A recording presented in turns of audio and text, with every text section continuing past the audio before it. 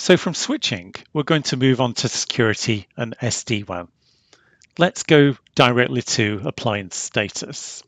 Again, this is going to show us all of the appliances that we have in my particular network. And in this particular case, I only have one. We get to see the location of the device, historical device data, and all of the port statuses as well. We can have a look at the health of the uplink and all of the information which is on here.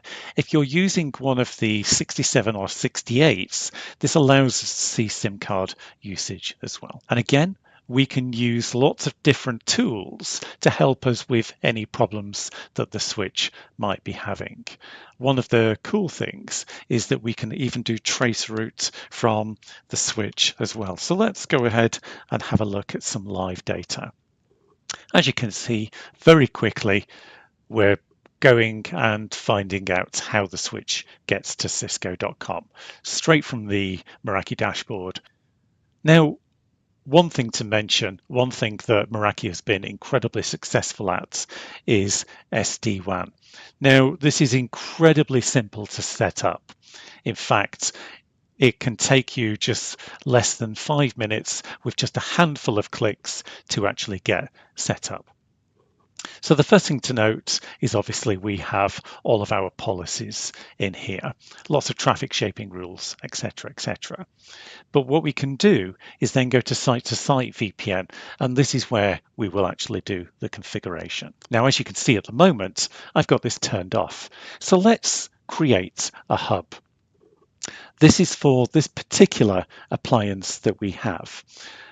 We can give this main subnets, any connect VPN subnets, select all of the NAT traversal, etc., etc. And all we would have to do then is just click save, and we have configured already our hub, which is amazing. If we wanted to then configure a spoke, this would be really, really simple. And as you can see, it's telling us that there's already no hubs here. So let's go and click save. All we've done is just create a hub. We could then go to any one of the other MXs that we have in our network, and then we can then say that this is going to be spoke. We can add a hub, and there's our hub.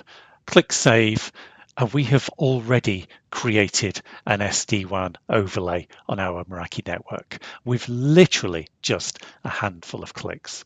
Really simple. So what else can the appliances actually do? Let's go back to our Meraki core network. We're going to go to security and SD-WAN, and we're going to have a quick look at addressing and VLANs. And again, you can see that this particular MX is in rooted mode, and we can configure all of the LAN configs here, etc., etc. Now, if you're using some of the bigger MXs, this is where we would also configure the warm spare. Warm spare essentially enables us to run our MXs in high availability mode. So if the WAN or if the MX goes offline for whatever reason, the other MX can take over. Let's go to Security Center.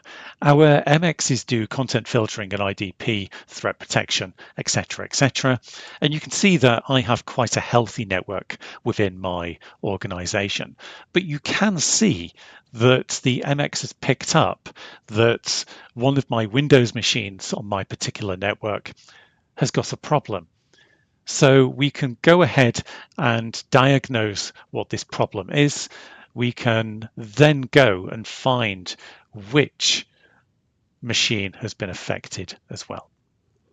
So we configure all of the things for Security Center through threat protection, content filtering, etc., etc. So let's just have a quick look at this.